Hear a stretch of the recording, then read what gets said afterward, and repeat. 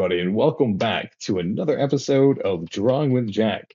We are here, Skip Marazzi, writer, producer for Cox in Space, Jack Haynes, who is here technically but absent, and Alana Balagat, who is a good friend of mine from a while ago.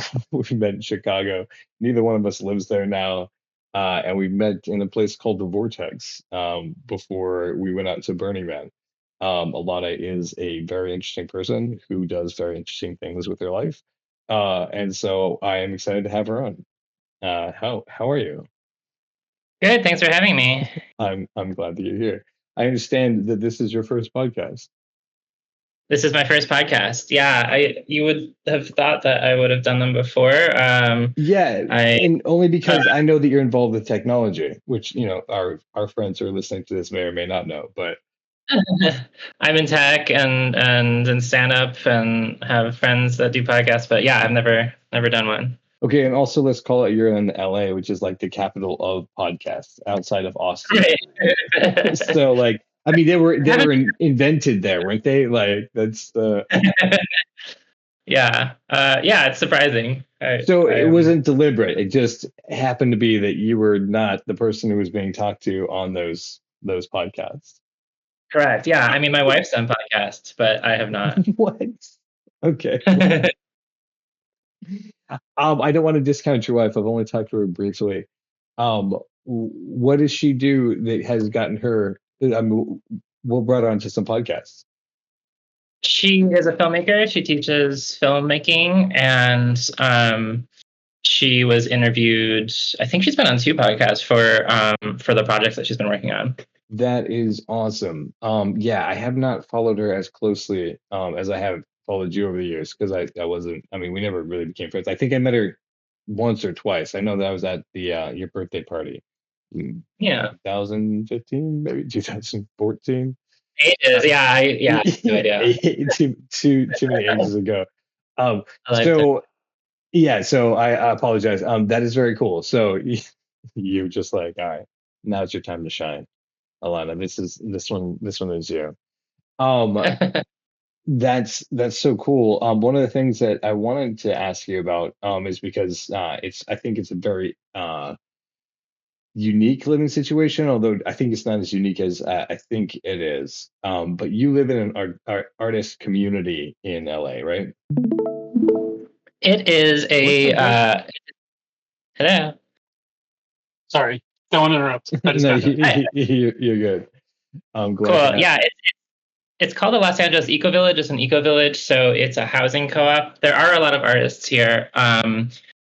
It was formed in the 90s after the Rodney King riots. The founder, Louis Arkin, raised some money and purchased this old, I think it was a hotel building in Koreatown. And it was like 100 years old and in bad shape. There was like rooms that were flooded and like broken windows and everything. And they like got a community together to rehab it. And it's been existing ever since. There's like a membership process, and we have community meetings and community potlucks. Everyone has their own place, but we've got like community gardens and chickens and solar hot water. You've been here, you've seen it, but yeah, for those exactly. And that's why I wanted to like mention it because when I saw it, I was like, oh, cool, okay, I see that like that's what like humans are about, right? Like we live together in communities. So I was excited to see that even in the face of like just all the isolation that exists and how LA like has that like mentality to it. That's one of the things that I experienced. What's up, buddy? Welcome back again. Sorry. I'm just interrupting so much. I don't want to interrupt a good conversation. You guys have a good, man. Great comment to join, and that's why I look over to invite you in. But that sort of environment, but you've been living there for over a decade with people in that space, and you said it's been existing since the 90s. So I was just like, just so excited. So how has that experience been for you? I mean, obviously you like it enough to have stayed. Yeah, I met my wife here, actually. We had a mutual friend that lived here, and her name was Anne, and I knew her from after college. What's up, Aaron Cosgrove? Welcome to Drawing with Jack. Hello. This is Alana Balagat, a good friend of mine who I believe that you may have met before also. This is Aaron Caswell, the professor of comedy. Hi. Alana, forgive me. You were telling us how you met your wife at the. Yeah. No, So, she was already living here. She's been here since 2009. I moved in 2013. But yeah, we met here and worked as collaborators. I found out she was doing like a short film on a trans teenager, and she wanted like a composer and a punk rock score, and I played in 2 punk rock bands and I majored in film music, and so we worked together and then became friends and then lovers and moved in and got married and all of that. But yeah, I've been here.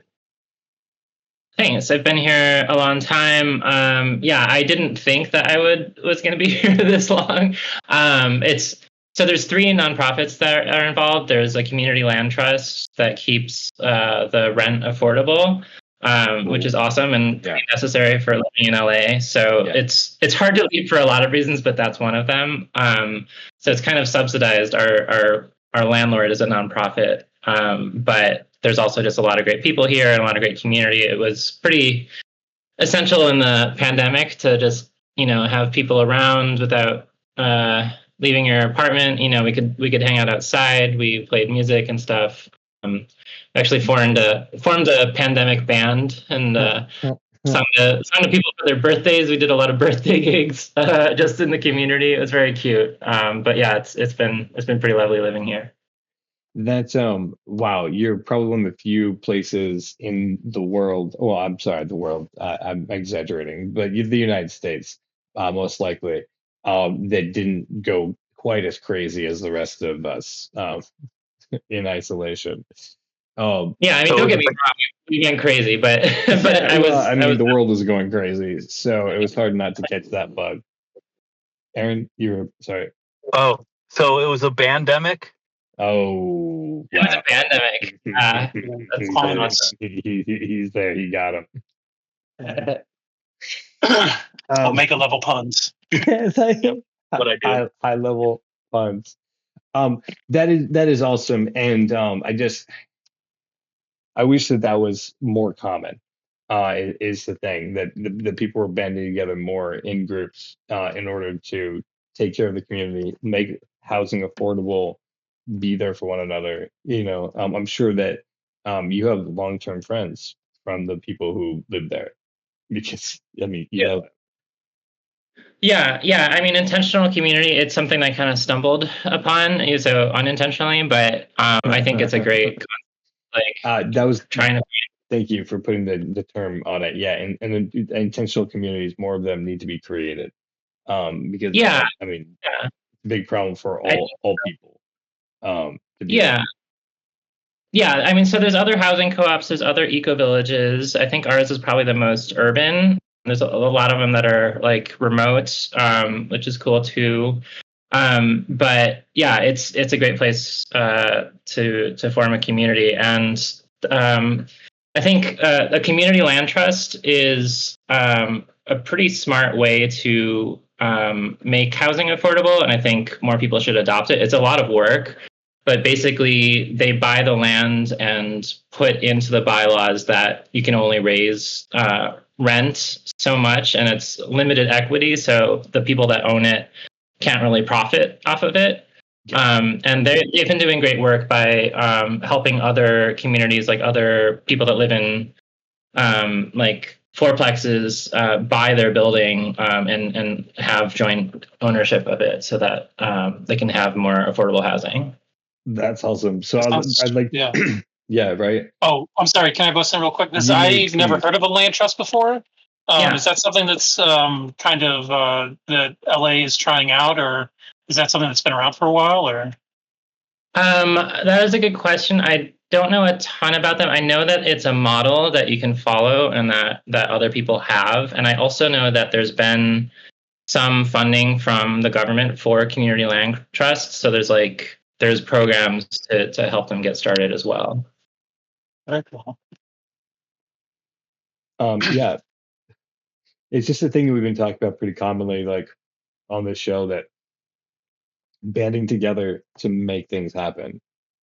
Because it doesn't just happen one person is able to buy a building. I've been thinking about rent a lot recently, and just thinking about how silly it is that we pay money that for something that we don't get anything in return, anything like permanent in return. You know what I mean? Yeah, and just it's like we were born into a scam that's already been going on. Yeah, and it keeps going on. I really feel like that sort of thing should be illegal. Like subscription fees should be illegal. It really should be that, when you buy into like a company and you pay your subscription to it, but when you leave the company, the amount of profit they've made off of your money in the time, you get a percentage of that back. And that should be like true with like the rent on your house, because you're helping them pay their taxes and pay their bills with that. You should be getting a cut of that back, and any other like rent based things like that, because that's basically what you're doing, right? You're paying someone else's bills with your money. Right. Anyway, so not to take that off, but that was just but in the same thing. So like, in a rented spaces should be a place where it's like that they don't have the possibility to scam you out and take the majority of your monthly pay based off what the economy is. The things that are necessary to live, like water and land and food, I don't think should cost money. Like, I mean, are we going to be billing for air soon? I mean, it's just ridiculous. Yeah, exactly. This is just getting ridiculous. I agree. Now, there's Alana, there's two things that you brought up, and tell me which one you want to talk about first. Because I know that you have been a stage presence a lot, doing both stand-up and performing in bands. Do you want to compare contrast those two, sure, or which one do you like more? Ooh, tricky question. Which I like more? I'm more comfortable doing music. I don't get nervous doing music. I think it's just like something about having the training and like the practice that like you just get up there and you can focus on what you have to play, and like you're not improvising. I have a lot of respect for you and folks that improvise. I think it's scary and difficult. And even stand up. That's kind of what makes it fun. Let me back up real quick. How long have you been training as a musician? Gosh, I started piano lessons when I was 4, and went through college, and then your parents were very interested that you were going to play. The story is that I was in kindergarten and I started like plunking out music, like playing stuff by ear on my own, and then the teacher told my mom, was like, you should get her music lessons, and and then my godmother, I have a godmother that helped pay for the music lessons, so I'm very thankful for her. That was awesome. Yeah. And I studied music in undergrad and in grad school as well. And I believe that's what I knew. And you're trained as like a composer, right? You can. You said you'd scored your wife's short film. So I studied just like regular composition for undergrad, and then film music for grad school. Oh, specifically film. That's awesome. That's awesome. But that's not the type of music that you do on stage, because you said punk, right? Yeah, I mean, I'm not really playing in bands these days, but yeah, in Chicago, I played drums in 2 punk bands, and I played like jazz bands in high school and stuff. It was kind of funny how I got in, because I'm not particularly a punk drummer, or I wasn't, but because I had like composition and transcription chops, like for the band I auditioned for, I transcribed what the last drummer did and like was able to play it back. So like, oh, nice. Okay. That was kind of my way in, not by actually like being a punk drummer. Nice. You're just like, yeah, I've got the skill because I know what's happening. Like, it's just, I've got the secrets. I might have told them a little bit, because then I had to like, do my own stuff, but I kind of learned on the job. Nice. So you were saying stand up. Like you said, like the training with music. So you're not scared about it. So was stand up like a scarier experience for you? Yeah, stand up was and is continues to be scary for me, even though like I do prefer it to improv. Like it's like with improv, I'll have an idea and like I'll tag in or whatever, and like if I'm the one that speaks first, like it might go well, but if someone else changes it on me, I don't know what to do. I just like freeze up and don't know like what you're supposed to do there. Like slippery. Yeah, they're hard to hold on to. They get away from you real quick. Yeah, exactly. So I do like writing and preparing and being ready on stage, but yeah, public speaking, even when I'm prepared, it is still pretty scary for me. I could see how in being a musician, you can hide behind the instrument because no one's really there to see the person. They're there to hear what the instrument does or what it can be made to do, right? But being a stand-up or being a public speaker, it's all the focus is directly on you. Right. Yeah. And so like that, yeah, I can see that's. I think it's a Jerry Seinfeld joke where it's like more people would rather be in the coffin than speaking at the funeral. Because they fear public speaking over death. Yeah. No, it's fair. So you said I think you said you were still doing stand up, or you've been taking a break since COVID. No, I've it's been a couple months. Oh, cool. Okay. I still do it here and there. But yeah, it's been a few months. And you're doing that out in LA? Mm-hmm. Yeah. So 2 regular places I go to. There's the Dow Comedy Studio in Koreatown. It's like right by me, so it's like walkable. And it's a feminist stand-up space owned by a woman, Bobby Oliver. It's a great place. So they've got like women's open mics and queer open mics and like a depression support group, and like they have a policy of like no rape jokes at their open mics and stuff. So it's a pretty like welcoming place for trans and queer people. And so I'll do shows there and like their festival, and then I also play a lot at the Comedy Chateau in NoHo. Right on. And so at this point, how long have you been doing stand-up?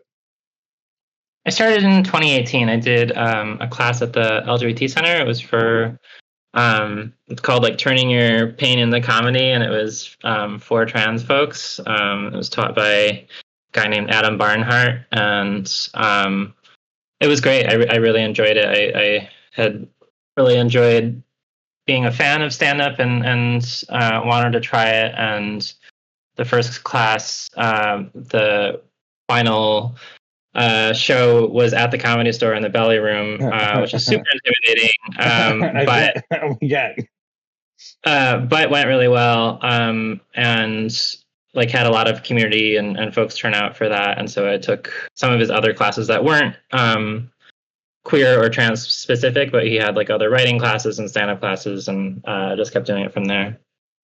Right on.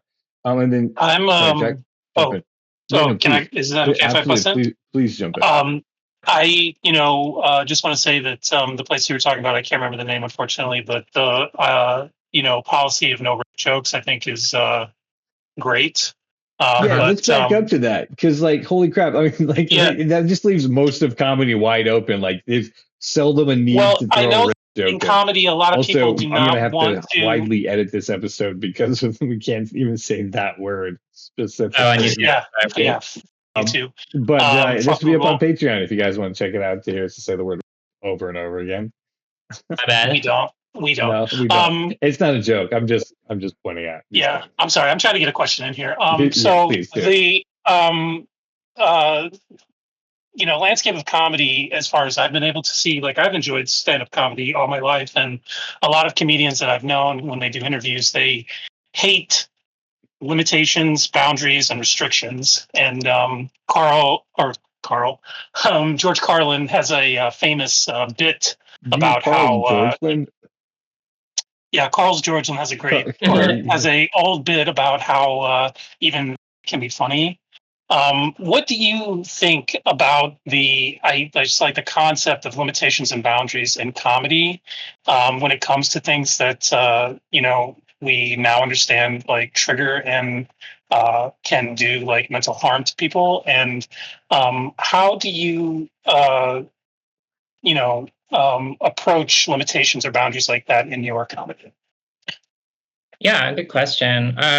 Yeah, I'm in favor of this rule. I mean, they basically say like in the intros, if you want to do, I'll call them grape jokes, do them like literally anywhere else in LA. Like that, it's like the only club with that rule. So it's just kind of a safe space. And they're not, it's not this prescriptive thing with like pages and pages of rules. It's just like one trigger from these women and non-binary folks that run the place.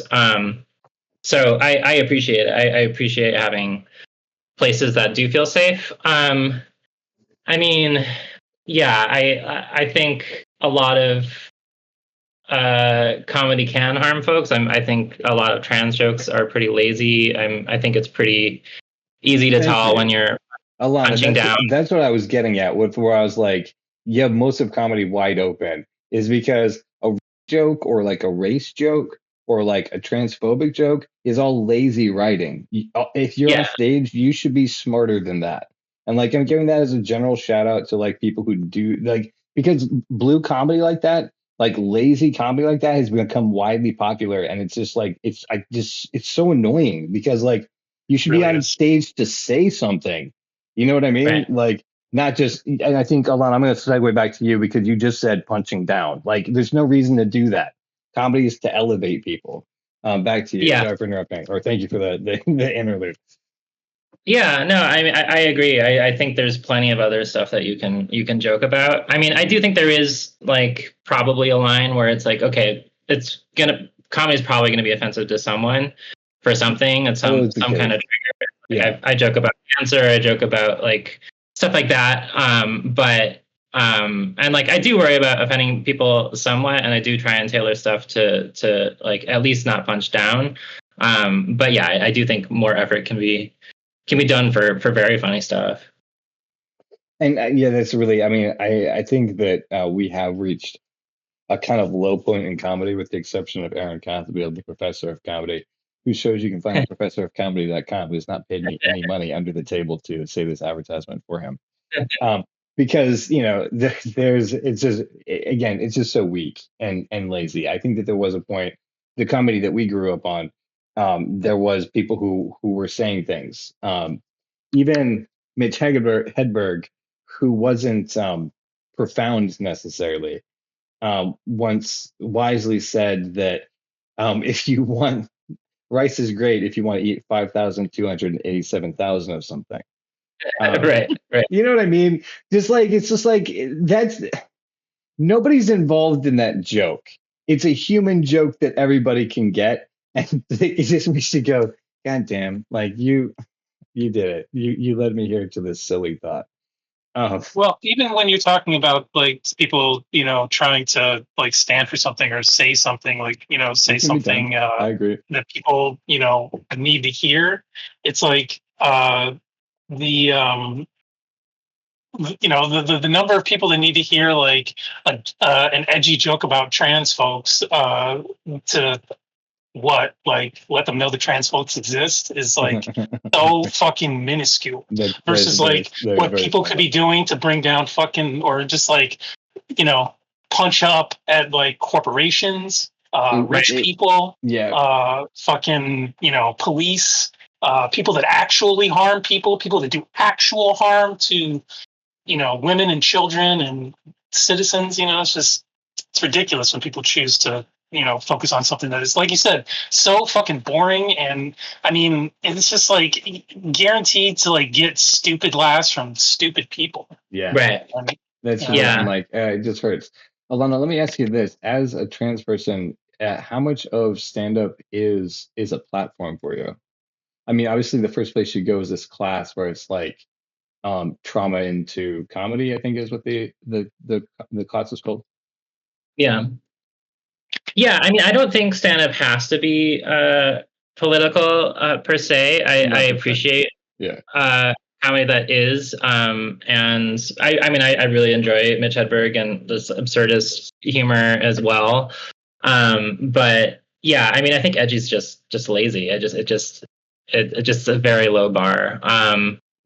For me, yeah, sometimes my stuff will be laced with like feminist ideas or queer ideas. I have found it, right. So, I mean, what else do you get to write about? Sure. I mean, I've done a lot of like queer shows, and so there's just like a lot of kind of insider jokes that you can do with the queer audience. And it's interesting. There's jokes that'll like kill in a straight audience that will make queer audiences cringe, and vice versa. Okay. I mean, a good point. Absolutely. But yeah, I don't know what happened to the stream. I think Jack logged off to go look at something really quick. Probably move somewhere on his computer that he doesn't want the rest of the world to see if they watch this stream later. Got it. So. But yeah, I would say I would say the singing and the music I do and working with the trans chorus is more of a platform, and then my comedy is more just like an outlet for humor. That's awesome. Just like, and it's funny. Do you want to share some of the topics that you cover in your show? I'm not asking you to necessarily burn jokes, but just kind of like, or Aaron, did you have a question? Oh, well, my question was like, which comedians do you like or take inspiration from? There you go. I love Mitch Hedberg. I like Taylor Tomlinson. I enjoy Bill Burr here and there. I'm like on again, off again with him. Sometimes it's just like too male or too sporty, but then sometimes other stuff is just really funny, so I can't quite quit him. Nate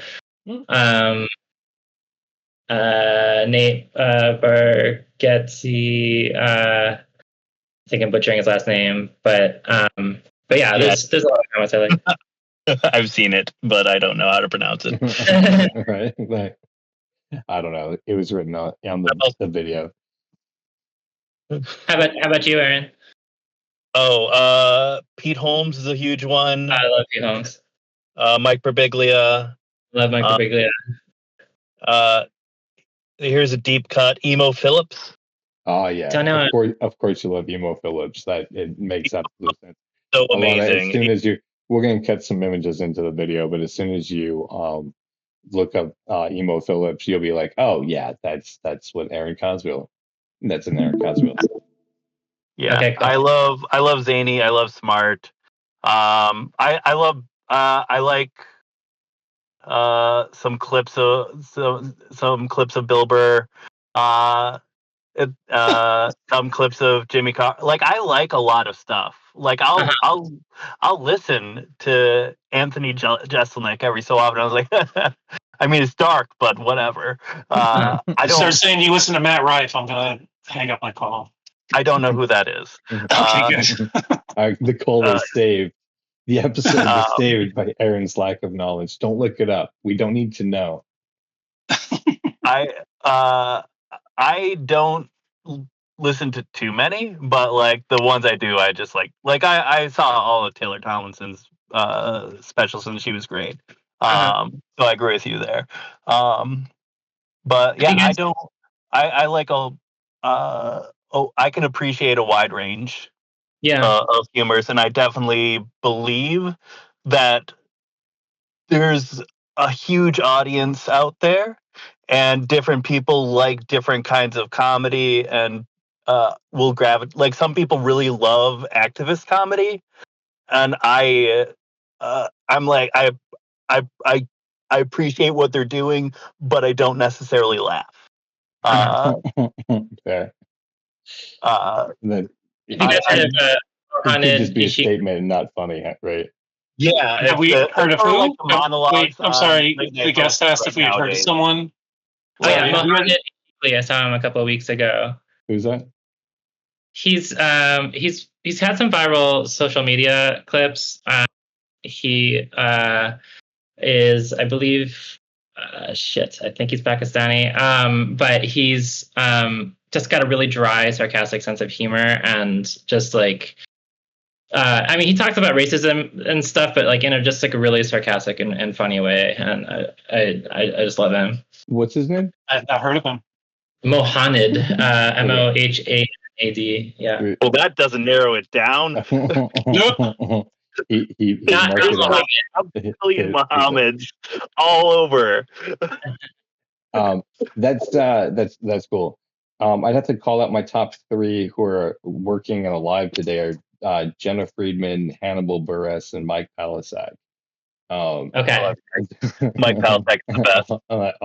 Well, it's just I'm kind of biased because we got to see them as they were getting started. Oh crap!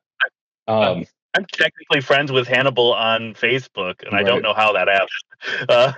I don't know when I met him. I must have at some point. At some point. They're fantastic stand-ups, doing good work, and they're all very different from each other too. I mean, Hannibal has a very Mitch Hedberg type of sense of humor.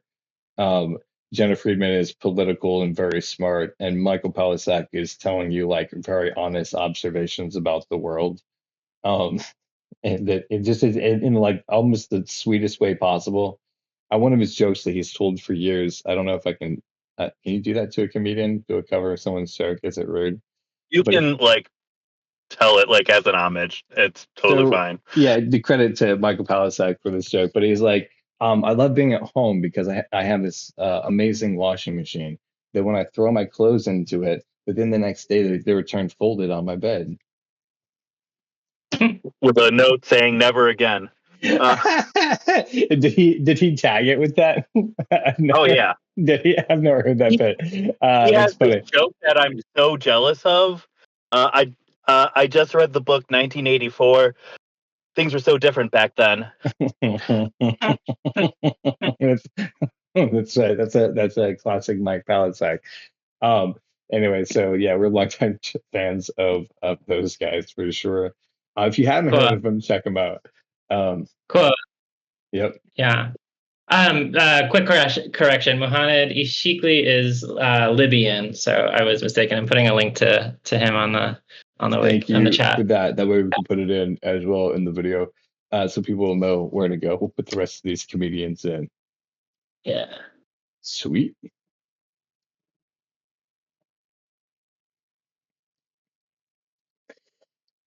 Stand-up comedian based in Queens who also serves as a digital producer on the TBS late night comedy series Full Frontal with Samantha Bee. What?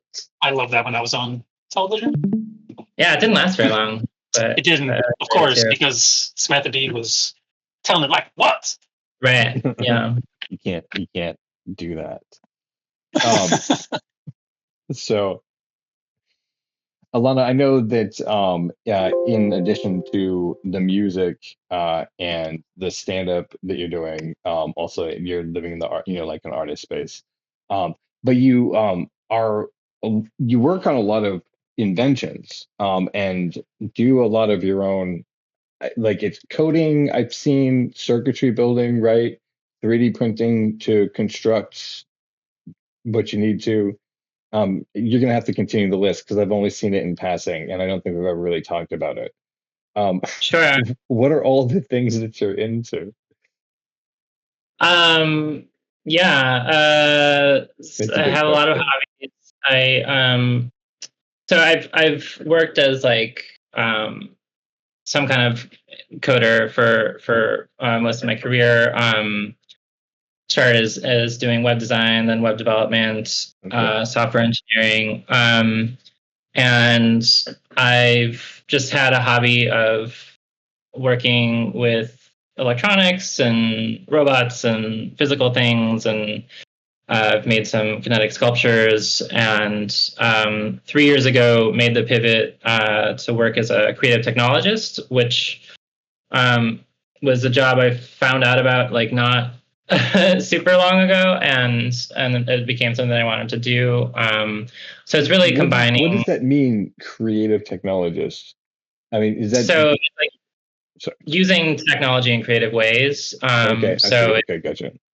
In terms, it's like a lot of emerging technology. So it's like the latest AI or AR, VR, or lighting or robotics, stuff like that. So it's all the stuff I was doing like as a hobby anyway. I got to do as my job, so it was a good Your pivot job for is me. finding out about new technology and then seeing how you can turn it into some form of entertainment for these events that you're doing. Yeah, basically. Yeah. So clients come to us You're so sometimes lucky. with I mean, I know you worked for it and you made it happen, but also, wow, look, you reached for your life and you achieved it. Nice. Yeah, I'd been applying to them for a while and not getting them, and I interviewed in 2021 with a company and like made it to the last round and then didn't get it. And then in 2022, I got laid off from the ad agency I was working for, and then that same week, the company that I'd interviewed for was hiring again, and they reached out, and so like it was very serendipitous. Good deal. But yeah, so we're pitching ideas to clients. Sometimes clients are coming to us with existing ideas, and we're the ones executing it. Yeah, we'll do photo booths, kiosks, microsites, apps. We've done some AR apps, and stuff like that for different clients.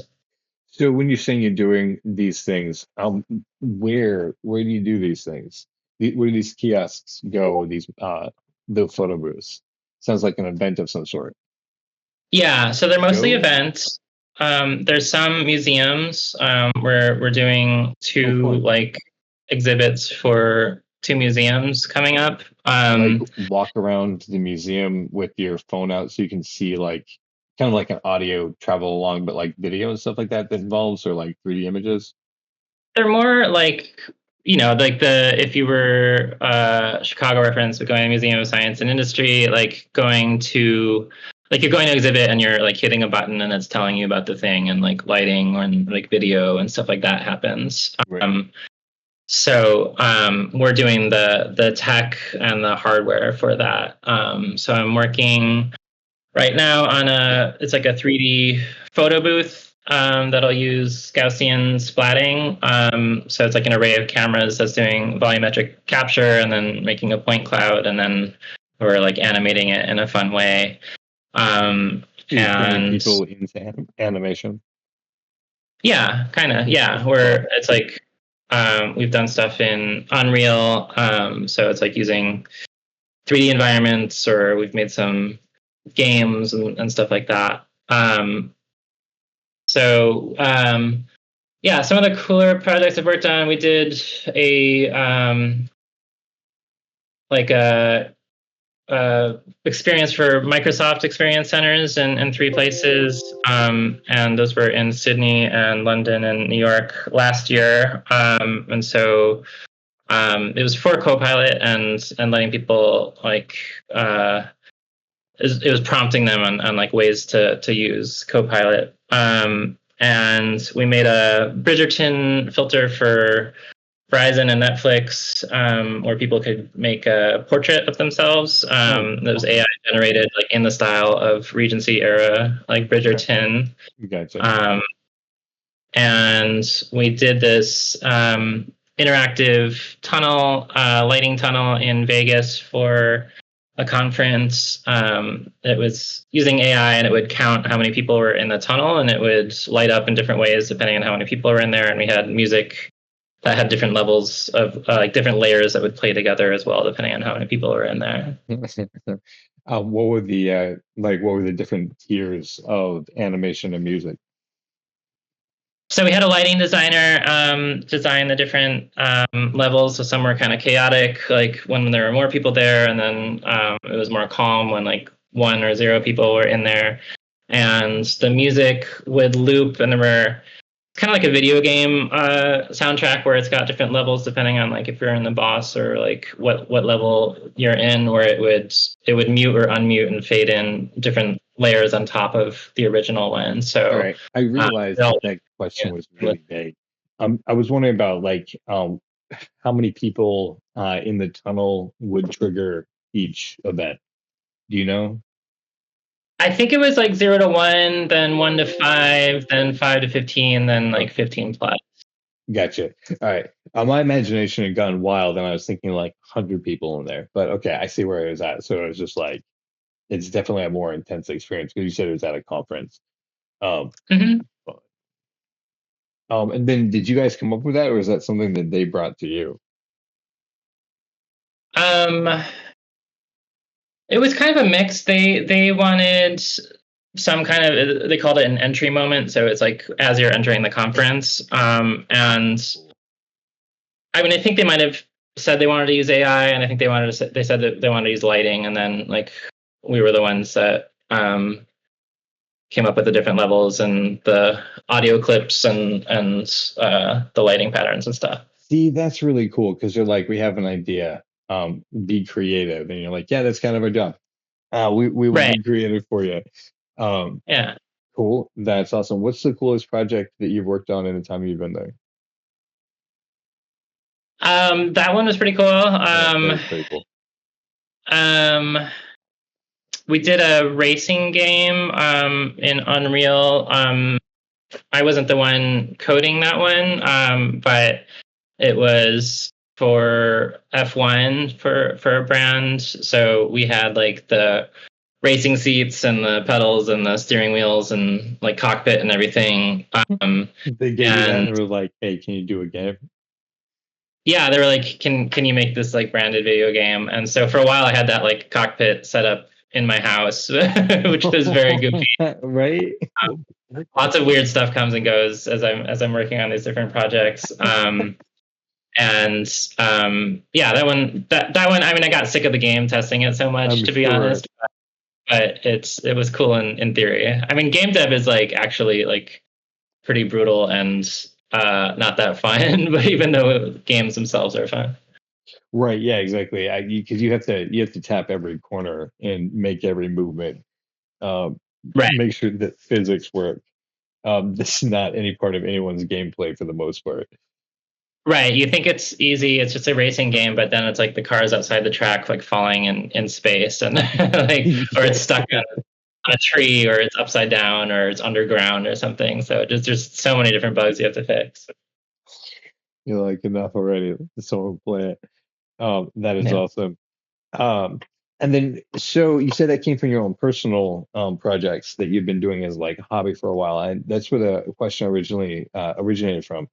So what's the most interesting thing that you have come up with, in your opinion?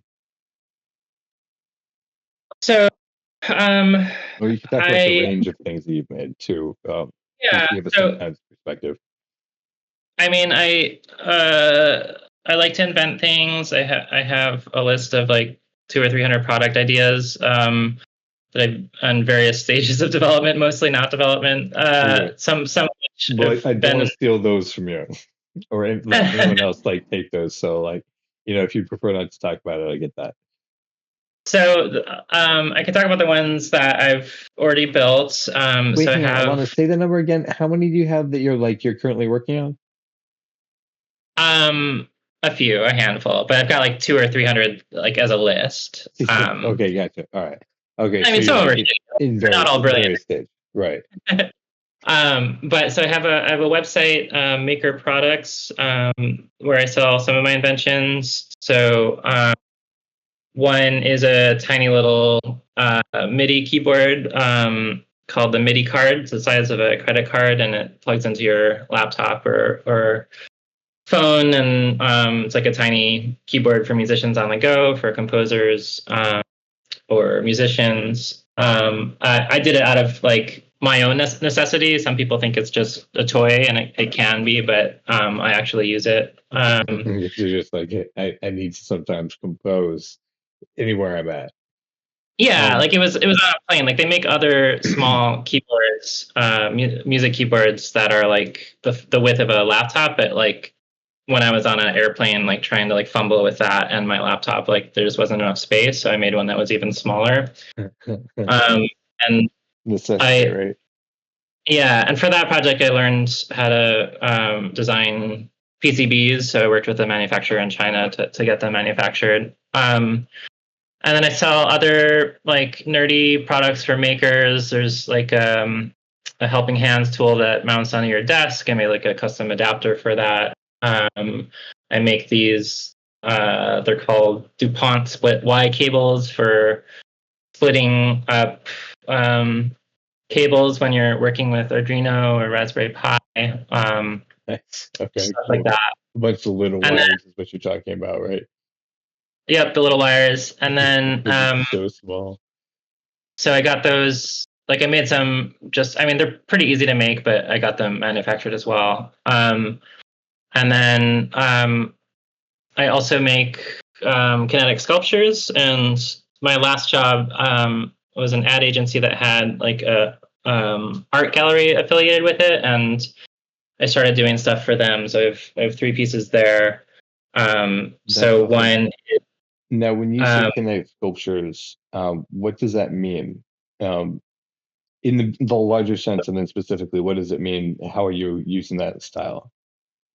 So kinetic sculptures are just like anything with movement. In my particular case, they're robotic because that's what I'm good at. I'm not an artist like Jack. Like I can't draw or paint, but I do like woodworking and robotics. So artist. This is amazing. Artistry is what you put into everything that you do, in my opinion. I've seen chefs who are artists. I've seen mechanics who are artists. Like, I'm sure I haven't seen a trash man who's an artist who's doing his job so perfectly that it's like you just have to be astounded at it. But I haven't spent a lot of time with trash man either. But I'm sure there's one guy out there you're like, Roy, he's the like most artistic trash man you've ever seen. Like the way he flips it back to the curb, you'll just sit back in awe at the wonder of humanity, So Homer Simpson was a pretty good trash man. He had a whole song about it. So maybe your man's Homer. Sorry. So your kinetic sculpture is robotic. So that's the art that you're doing. Does it respond to the environment, or does it have like pre-programmed, or like what was the goal for each one of those?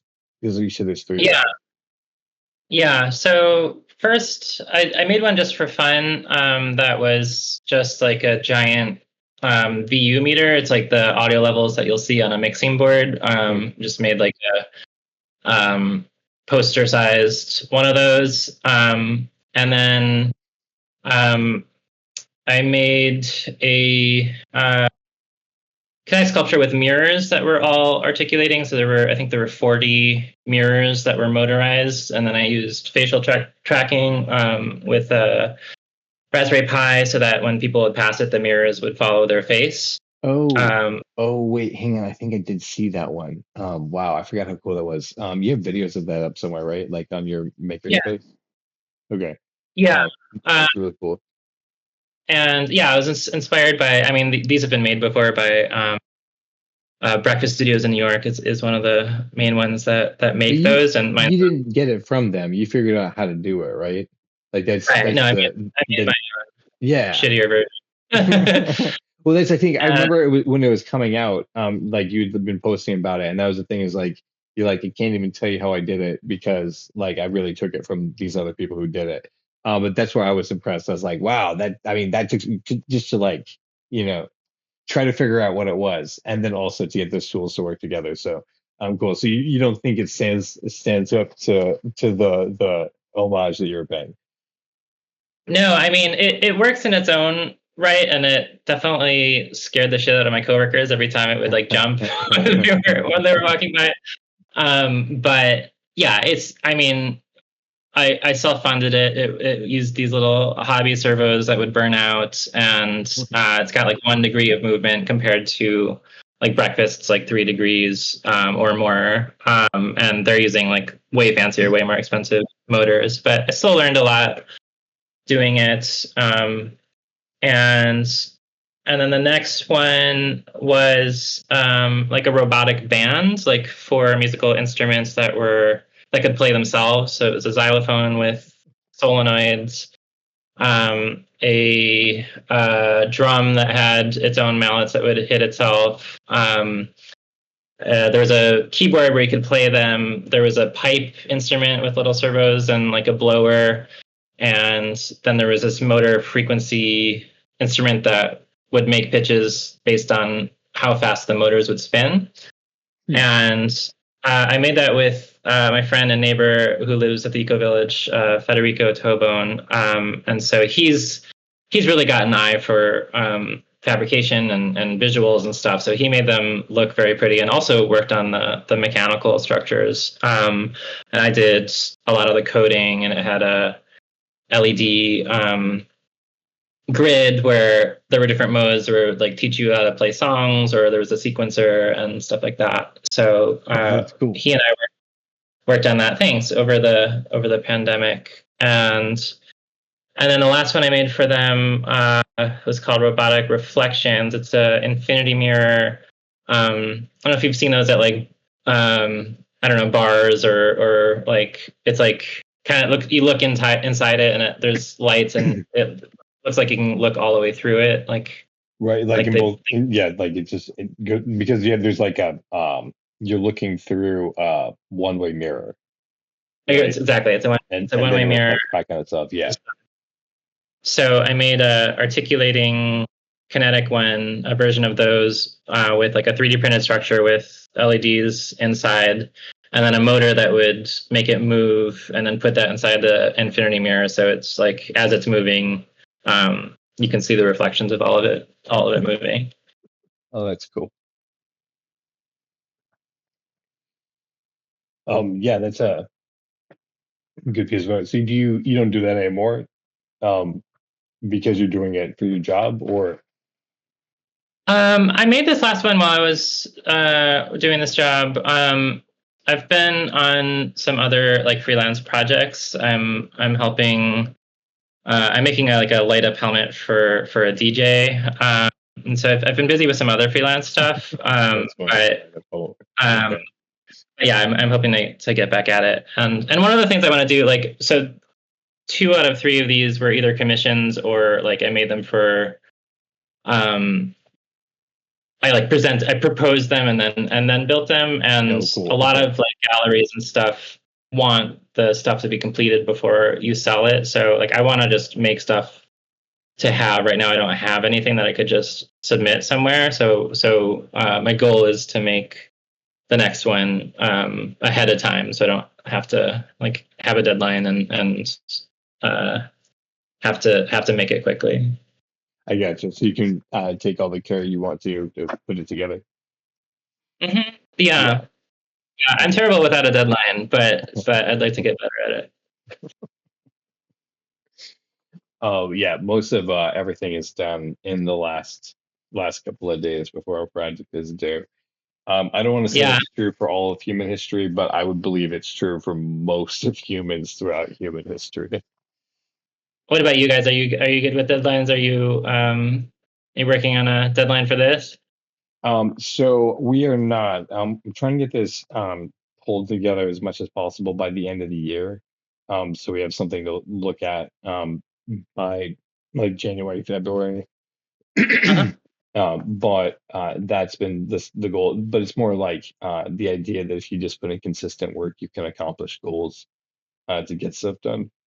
And that's what we've been doing. It's just continuing to put together the show. So we have something to show. It's the same, I guess, the idea of what you just said is that people want something that's more complete. You can be like, I have an idea.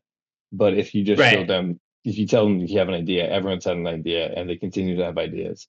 But if you look, be like, and this is what it looks like, and this is what the music sounds like, and here's the rest of the storyline that's going with it. Then it's more apt to be like, okay, cool. You guys have an idea, and that's that's a workable idea, versus just an idea. So to answer the short question, no, not a specific deadline. But, okay. Terrible with deadlines. Yeah, terrible. But we're but at the same time, like working towards getting it complete. So one piece at a time. Wow. Because that's all you can do, really, right? Yeah. Like you do the next thing, and then you do the next thing. So sometimes you just have to stay up for hours and hours and do that. Right. I'm sure. Yeah, you're like under a deadline. You're like, yep, 16-hour days just to get it finished. Make sure it works. Yeah. So, upcoming inventions, or what do you think? Something that's like a big thing that you may not be able to specifically do yourself. What do you think the world is missing, that should be like invented? Oh man. How about something that filters out microplastics from everything? Wow. Yeah, that's highly practical. Fantastic idea. Now that we're all infused. A friend of mine. Anti-plastical probiotic. Just like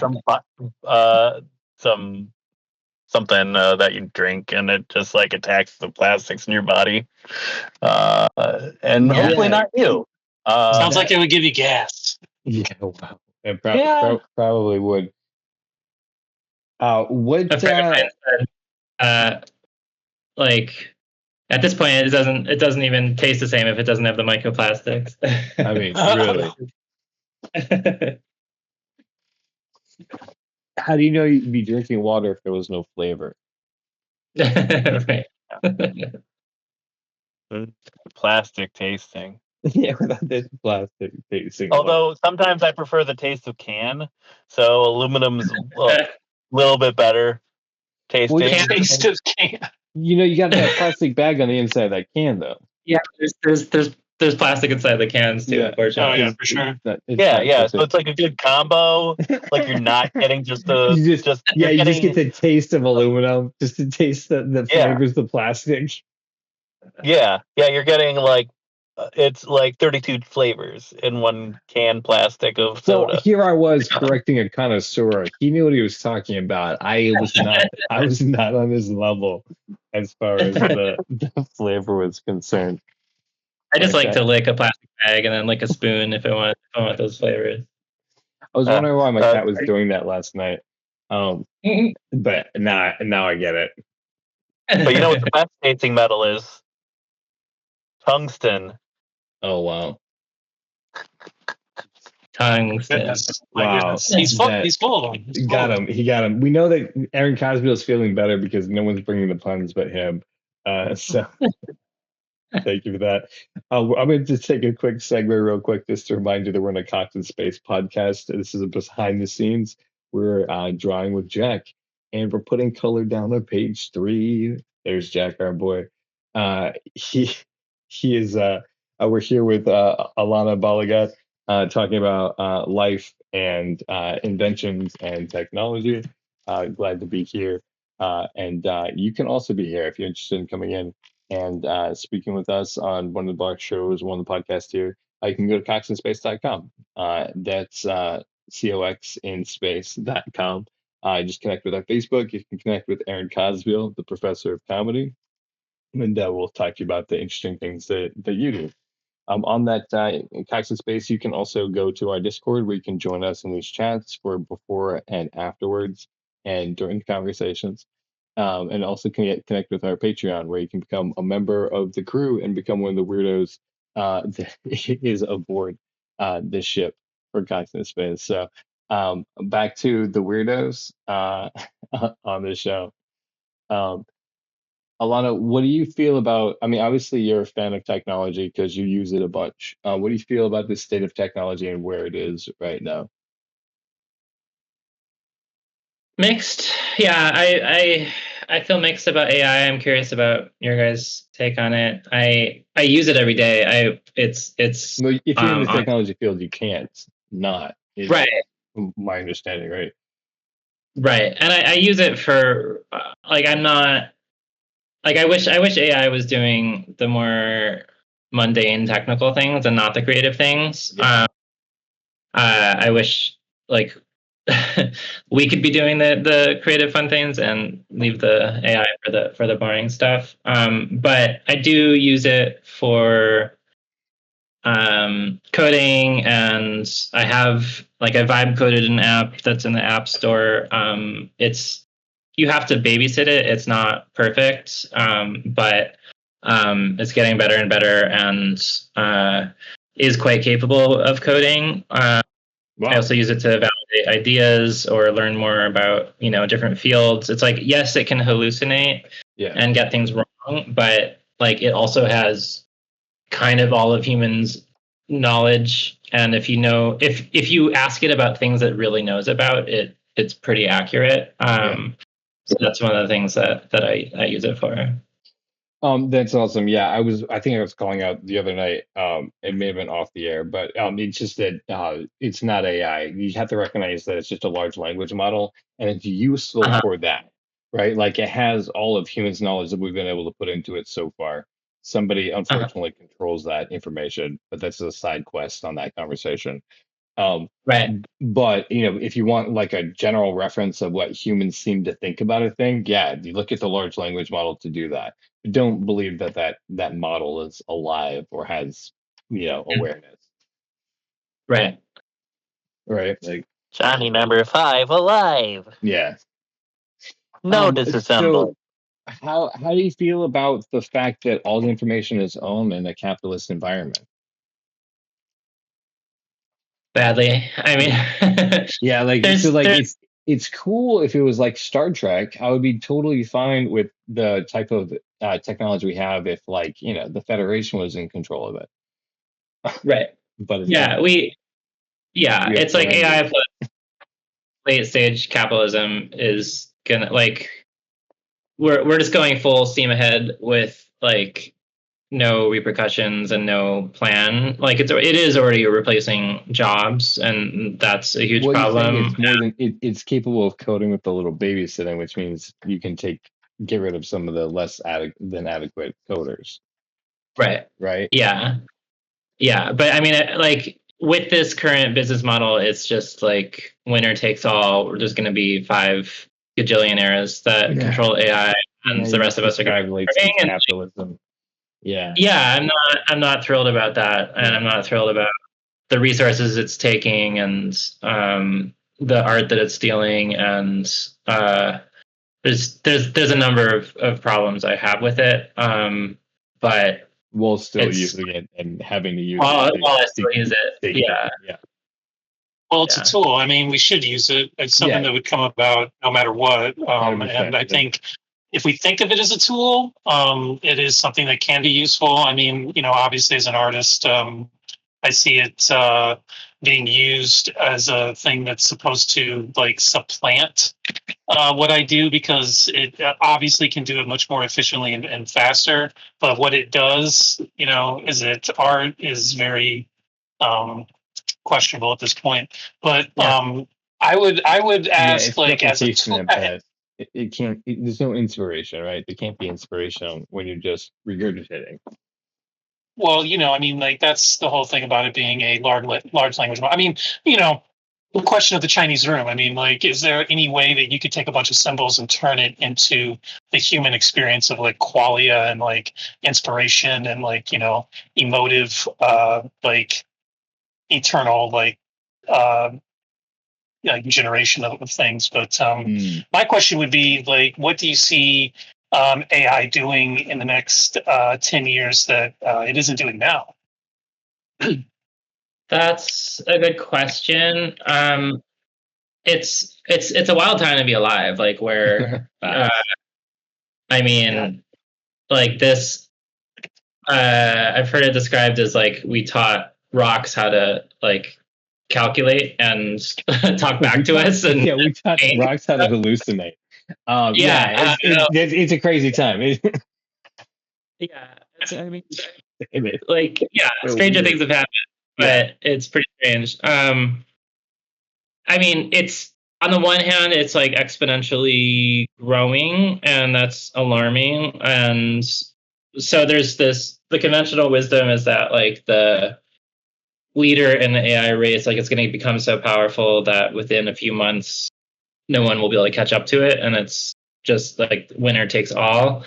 There is some thinking that it's hitting a ledge, basically. Like it's consumed everything that it can consume, and when it starts consuming its own content, it's like you're hitting kind of a shelf of how much more it can learn, and it's not like it knows our knowledge, but is it actually coming up with new things or learning outside of our base of knowledge? But I mean, I think so. I'm waiting for it to, like, part of me wants it to take over our computers and phone. I'm just like, why can't it why can't I tell it, like, on my phone to, like, take the southernmost route and hit this store and like search for this while I'm doing it. Like it's been promised to us, but like none of them can actually do it, and they're pretty clunky in terms of trying to use, like, want the computer. I wanted to have, I wanted to be able to use my computer and like do it in an efficient way where it's not taking screenshots and like trying to analyze it and do things. Like, I just want to be able to tell it and have it know.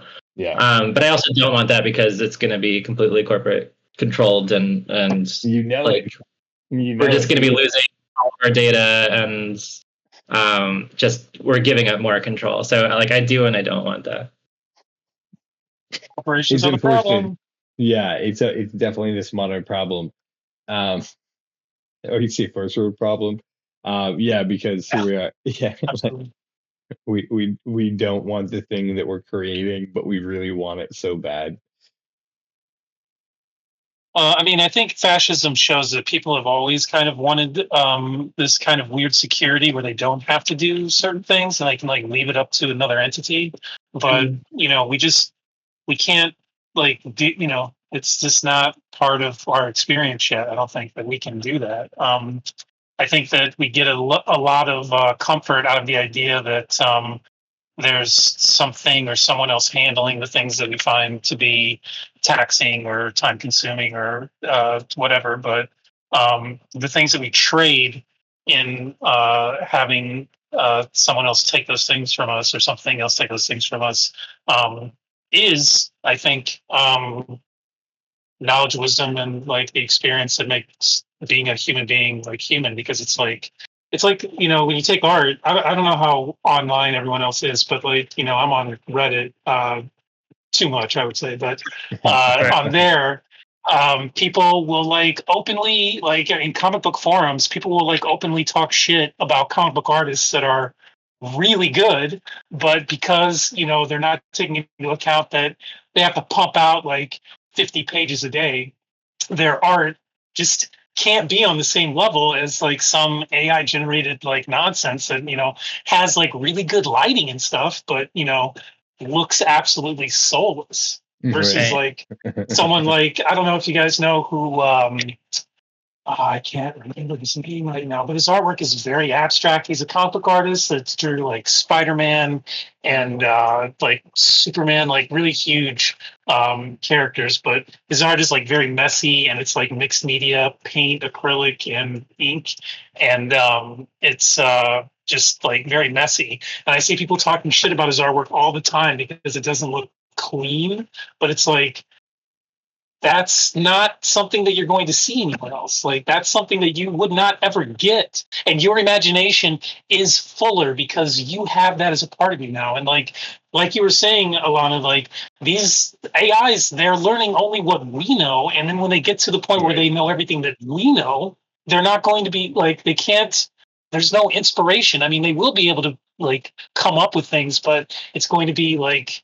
monkeys on a typewriter instead of like the directed knowledge of like human experience. So I think artwork really shows the limitations of AI because, again, like, well, it shows the limitations of AI, but it also shows the limitations of what people can actually understand, because it's, I think people are already starting to like change their artistic taste because they see like AI just pumping out so much stuff, and it has this like level of like clean lookingness, but it just is soulless, and like people are actually eating it up though. And I just worry that people are not going to be able to have the same kind of taste, the same kind of discretionary ability to know what good art or just good output. So, Actually, Jack, I have to disagree with you. I think that what people are going to see is that you're going to see a lot of stuff that's generically pumped out.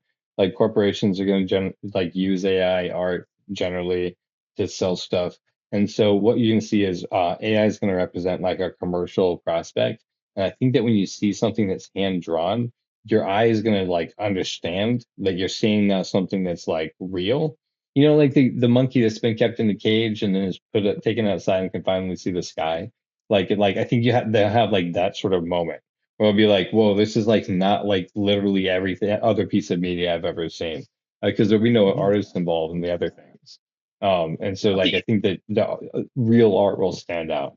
I'm not sure. I mean, I think that you're right at certain like echelons, but I think the thing that you're missing is that corporations are very jealous of their like profit margin and their ability to make more and more profit. Yeah. So if people have the idea that corporate art is of a lesser quality and will not gravitate towards it as much as like other art, then these rich people like Elon Musk are going to try to have they're going to try to have a monopoly on whatever people value the most. So, I see. So they'll sell the AI art to the lowest value people, and then they'll buy the artist. Well, they'll try to convince us that the AI art is the best art, and they will try to keep, hand-drawn art or human-made art away from the labor class and the masses and the people that are meant to just like fully consume it, and it'll just be for. I mean, that's the way that they will want it. Which again. Maybe that's like my really cynical, like doomsday, like outlook on it. But it's just like, I really think that, it's going to make it so that the education and knowledge of how to become that kind of artist is going to be something that they're going to try to make it so that it's not available to most people. And then your people that are making that kind of art are going to be making it only for people that can pay enormous amounts of money for it. Yeah. Yeah, I think one of the things, I mean, you already see AI everywhere. It's already like cluttering up my streams on like Facebook and stuff, and people are already getting fooled by it. I think one of the things that's going to happen is, it's like we have like certified organic, like certified fair trade. I think we're going to have like certified human made. And I think there's going to be like resource certifications for things that humans make, because I think that is going to be a premium and something that people really want. I was just thinking that same thought. Yeah, that you don't give that to the masses. Give the microplastics to the masses. Leave the organic people for people, organic food for people who can afford it. Why more people should be doing graffiti? Graffiti is the last art truly for the public. It's out there for everybody to see. I love graffiti. I wish I could deface. I could deface politicians. So. I also think we're seeing like functional losses. Like, I mean, it's already been happening before AI. Like TikTok has destroyed people's ability to focus. Like, I have a hard time reading a book because of TikTok. But there's there's Gen Alphas and Zs that like can't even watch a movie because they didn't grow up with it, and like they only like short form content. And I think that's only going to get worse with AI as well, where it's like if it only takes 30 seconds to make a panel and it's not going to look as good as this, but it takes, years and years to learn how to do what you're doing, like fewer and fewer people are going to do it. Yeah, that's such a depressing thought. And I think you are correct. I think there will be a small group of people who want to do it just because they enjoy it so much. But there's just people laugh at them because they're like, an AI could do that. And you're like, yeah, I know, but I like making music or writing words. For me, Jack, I like putting images on the canvas. Art is therapeutic for me. I treat it as therapy sometimes, and I think that's another thing that people, are going to miss. I started thinking that people are going to still just keep making art because that's why people make art. It was like it has become very commercial, but that was never the original intent of artistry. Art is not a product. It's not a product. It wasn't. Yeah, I mean, it is now because we have commercialized everything, commodified everything. But ultimately, it's not, and you can't really treat it like that if you want it to be quality. That was kind of a measured statement. I think basic things are going to be lost too. Like people are like, oh, you know how to write? Like I just dictate, or like, you know how to think? Like I just have the AI think for me. Like I think it's more than that. Both and all of those things. I suspect it'll be the difference between fast food, home cooked meals, and fine dining. That there will be super great human artists that will be the fine dining, and there will be the AI art, which will be the fast food, and people doing it for themselves, which is home cooked meals. Yeah, and it's probably true for all the different art forms too. Like the stand-up comedy is definitely your dad at home around the table doing the bits, just because they want to, right? Sorry, that was a joke that didn't land at any point. It kept tripping over its own feet and didn't know what to do with its hands. So let me just, as I'm stumbling along here, there's a couple of things I do want to know. And this conversation has been great, but if we continue it, we'll not get to these things that I also want to talk to Alana about. For instance, you've been involved with the trans choir in LA for 11 years and now have become one of the co-directors. So I didn't want to miss that on this conversation. How did you first get started with that, and what drew you to that? I mean, obviously music. Yeah, I've sung in choirs all my life, and as a teenager, sang in this. It was like a summer camp, but we would tour and sing in like small communities and churches and schools and stuff like that, and it was pretty instrumental in my life. So for a while I wasn't instrumental, yeah, absolutely. Yeah. So for a while I wasn't singing, and I've led choral groups before, but then I saw an ad, I believe, for the first rehearsal for the trans chorus, and that was back in 2015. And yeah, I was one of the founding members. It's gone through a lot of different changes and phases. The first year it was like a non-audition, like community chorus, and so we've definitely improved. It's become an audition chorus, and we've attracted folks that have gone to school for music and like vocal performers and all sorts of talented people. That is awesome. But yeah, it's been a great another source of community for me, and I've got long-term friends from it, and they definitely keep us busy. Like Pride is you would think it's just June, but it's like we're still doing Pride gigs, but like during the height of it, we do like 4 or 5 gigs a week, and which is just on top of your job. That it becomes a whole different. It becomes a whole different thing.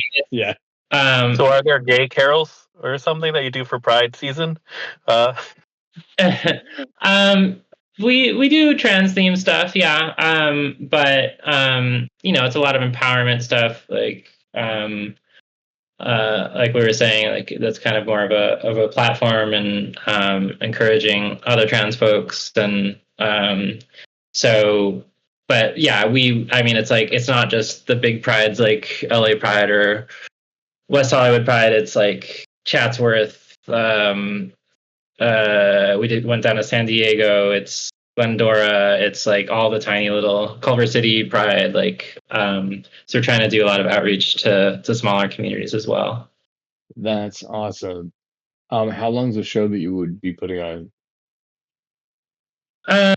So we have like 2 or 3 big shows a year, like at the LGBT Center at the Renberg Theater. Those are typically like 90 minutes. And then these Pride gigs can vary from like 15 minutes to like 30. Okay. All right. Cool. And what genre are you guys doing? Or because choral is a little bit sometimes the interpretation of songs too, right? Mm-hmm. Yeah, I do some writing and arranging for them. We have some other composers as well. Last year we did a almost entirely original concert. I was just going to ask you that if you were saying original. Wow, okay, awesome. Yeah. Okay, of course, because you're an arranger and a composer as well. So that's not outside your scope. All right.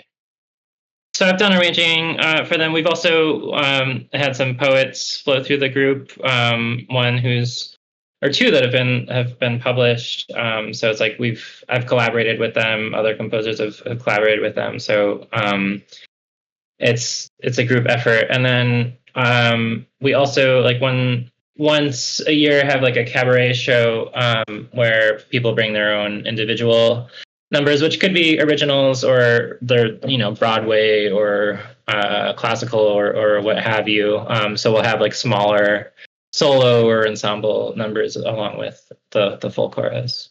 That sounds like a fun show. Everyone bringing their own bit. You just get to see all these different numbers from all over the place. Yeah. In that time, what's the biggest or like the most proud event that you're the event that you're most proud of? That was not meant as a pun, and there it is. We've had some big gigs. We sang for Biden's inauguration, though it was during COVID, so it was like online. Okay. We sang at the Dodger Stadium. We sang the national anthem for Pride Night.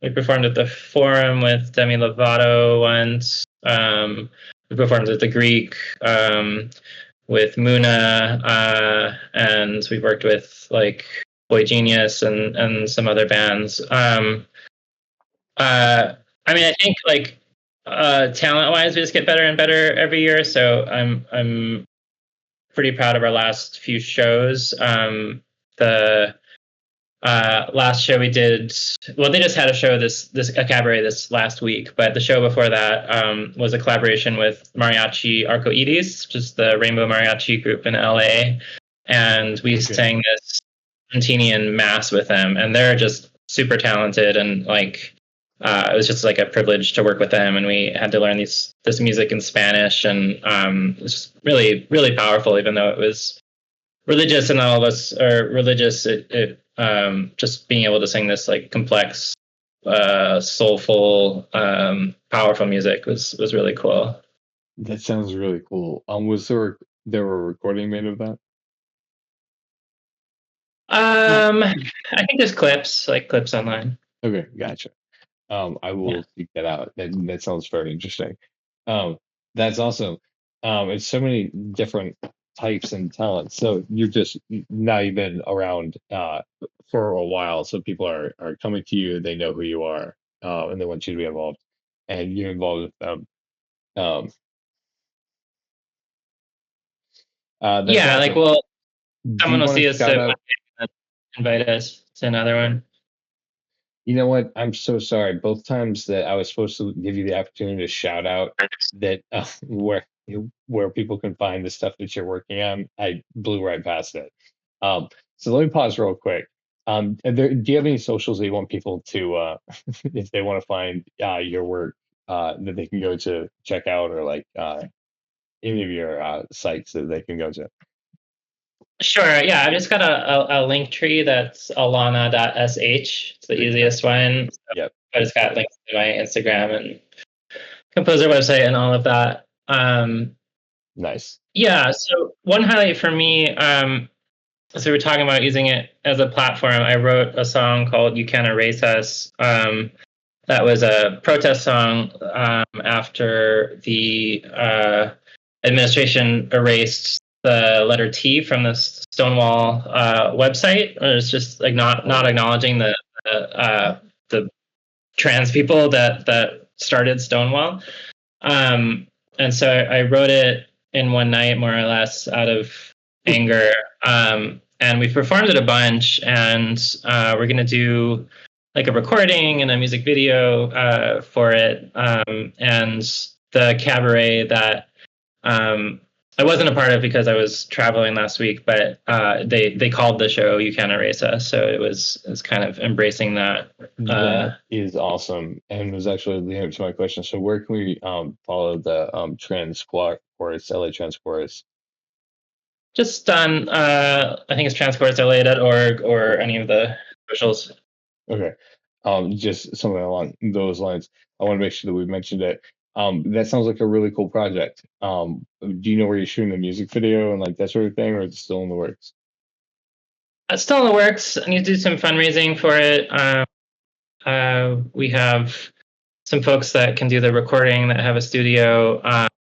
And then I think just I wanted to have kind of like This Is America type vibes. So like in a warehouse, I think we'll rent a warehouse from Peerspace and shoot it there. This Is America being the Childish Gambino.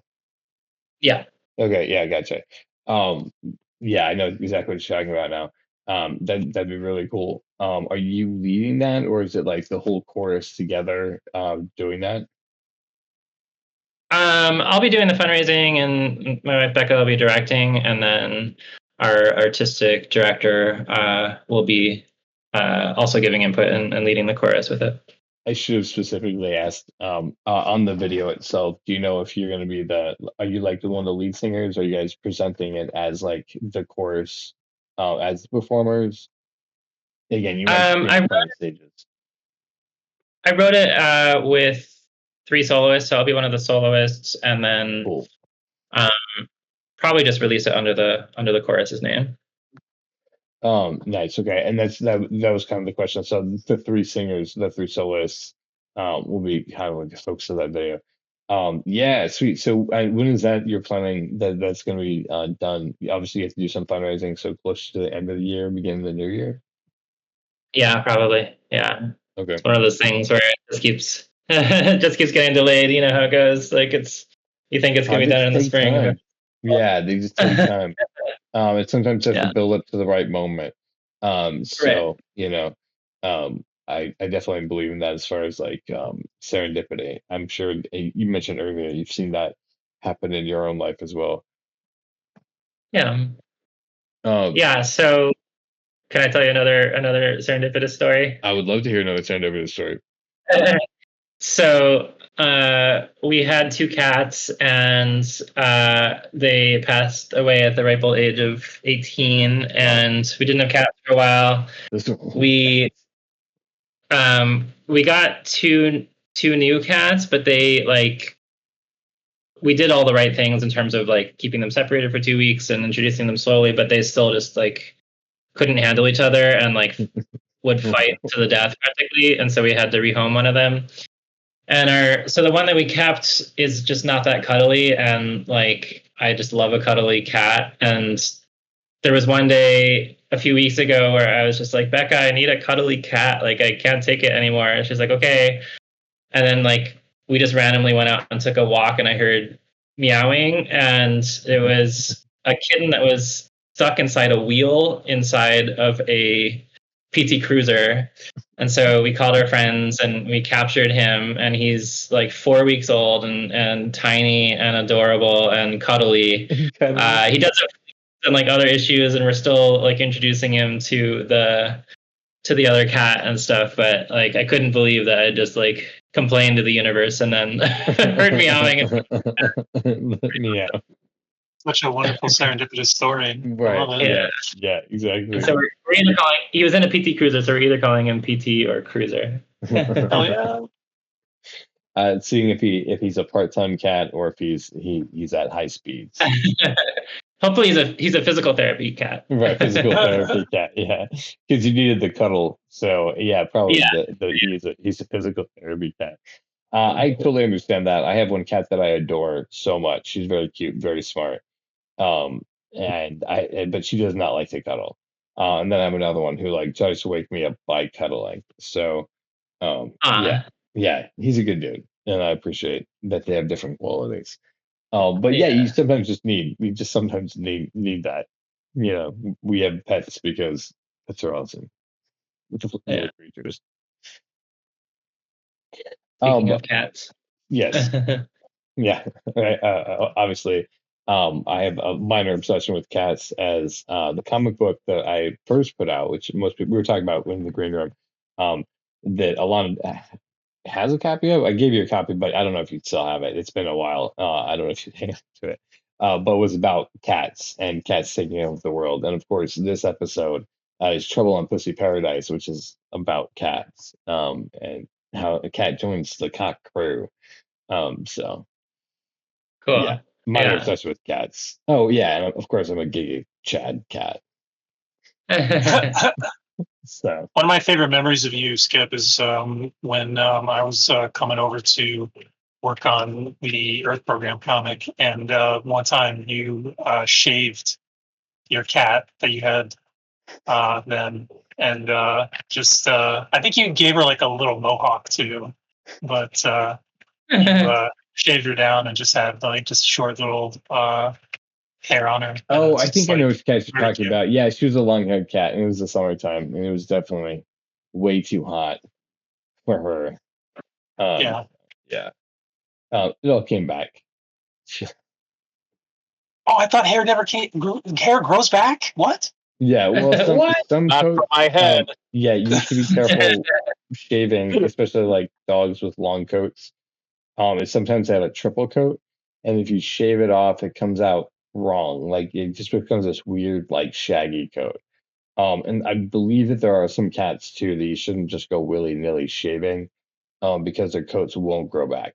But I think, and you all should double check me, but if it's a single coat, you have no problem. You can just grow it back. But if you feel like there's multi layers in the coat, just don't go about shaving. I think a husky is a type of dog that has multi layers, as an example. Same with a German Shepherd. Like, and then for the rest of their life, they'll just have like a really like weird coat instead of the way that it should be. And don't ask me why that happened. Not just a small thing. Here's a receipt. He shaved a husky I worked at a groomer's for a while, like a couple of years. And that was, the girls were like, "Oh, don't let these guys come in and get their dogs shaved." So anyway, interesting. And that's where I think I got that cat shaved, because of the summertime. So they gave them a summertime cut. So it'd be just like the head, but naked body, and then paws and tail. Yeah, because it's much cooler, especially in the humidity. You're hearkening back to a time where actually Alana and I met, which is one of the things that I wanted to save to the end and hopefully wanted to talk about. So we do still have time, which is great. We initially met when we were in the Vortex. Aaron at one time lived in the Vortex as well, with all the Vortexians who lived there throughout the years. And one of them was Dee and Dyer, who is a friend of yours. And that's, I think, how you got connected with the Vortex. Is that right? Because Dyer was living there. And then we were planning to go. Matt Lang wanted to go to Burning Man and then convince a bunch of people, because Matt Lang is very capable of doing that, that they should also go. I had met him actually. I had met him a few years earlier, and the first thing he said to me is he just got back from Burning Man. He was telling me all about Burning Man. So when he said he was going to go back, I was like, yes, we're going to do this. It will be fun. And then more and more people. So it was Matt Lang's fault that we all went. Yeah, ultimately. And then how we met also, because I think that was the first time that I met you was at the Vortex. And then we all went to Burning Man together. But you've told me that you accidentally went to Burning Man 7 times after that. Kind of, yeah. Yeah, I mean, that first year was both magical and intense, and we had just a horrible whiteout as we were arriving. I remember we were like in the van, and like Claire was out trying to like put up the tent, and she had one stake in, and the whole tent was just flying like a flag from that stake. And I was just like staying in the van, just like petrified at this horrible weather. And it was a really difficult first year for me. I don't know if it was for you. You said it was kind of bliss for you. I mean, I had a. Yeah, we'll talk about my Burning Man story another time. I want to hear yours. Well, yeah. So I had a wonderful time, but it was really just intense as well. So I didn't think. Intense weather for sure. Yeah. Yeah, I didn't think I was going to go back. I didn't think I had it in me. And then I had a friend who wanted to go, who was asking me about it, and so I was giving her advice. I moved to California, so it's like way easier to go from California, then from our like caravan that we did from Chicago. Yeah. But they like when I was telling her all about it, I like convinced myself that I needed to go back, and then from then on, So let's unpack that real quick. At what point were you convinced that you're like, you know what? Yep, that was the thing. I said the thing that made me know that I needed to go. I wish I could remember it. It was just. It's just explaining the whole vibe and the like gift economy and like no like corporate logos or influence or just how like it's radical self-resilience, but like how generous everyone is and like what a community it is. Yeah. And then all the art that's there and just everything just made me be like, oh wait, it is like a really worthwhile magical place and worth going back to. It was. You just described what it's like to be out there. I was just also getting there like, oh yeah, maybe I should go to that. Have you been back? I have not. I have wanted to go, and every time they just got back, obviously from this year, because it's always over Labor Day. What's that? Did you know anyone that went? No, I've definitely lost all contact with anyone who was doing that sort of thing, and it's really sort of out of the absolute sadness that I can't go do it. Because I more than want to go back out there, and just because the thing is, there's all this like wind up to like make it happen, and then when you get there, you have nothing to do but be there. Right. And so that was a big thing for me. I didn't mean to dominate the conversation, but that was like, it was kind of like, you said bliss.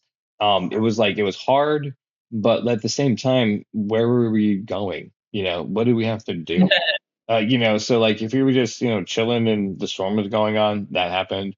I got stranded in a bunch of places, like all across the desert, but people were generous.